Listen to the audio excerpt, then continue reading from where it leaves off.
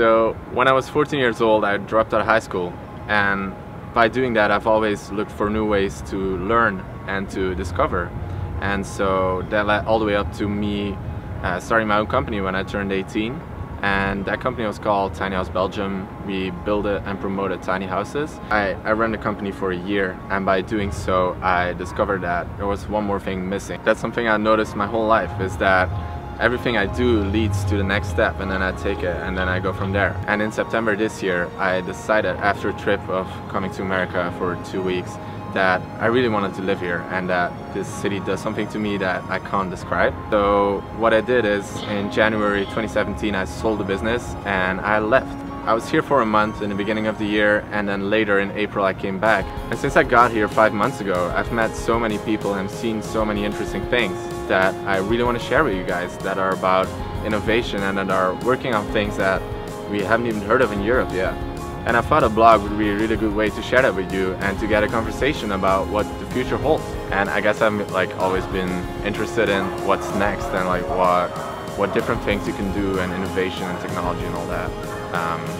I love the Apple Watch, I love the AirPods. It's just technology is just a part of me. And so here in New York for the last 5 months I've seen so many interesting people and projects that I felt it would be cool to share that. If you were gonna try and tell me why I would like it, you know me, knowing me, what my interests are, what do you think I would find interesting in there?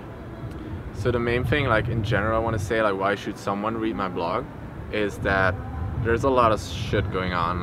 We have politics that aren't working, political systems that aren't working anymore, and people are being scared that technology is going to take over their jobs, and all of these worries, right? And I feel like there's so much potential in the future, and we're at this point in humanity where we can do so many things that it's important to look at what's actually possible and to focus on that instead of being worried, and I guess the only thing I can do about that to support that movement of thinking positive about the future is to share positive things that are happening and that could happen in the future.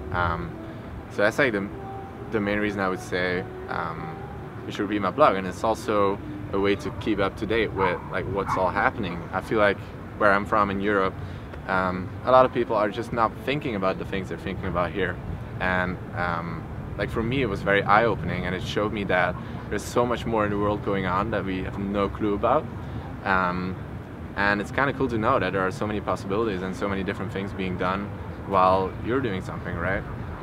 So I'm guessing trying to drag you out of that comfort zone a little bit and to open up to other things that are happening, basically.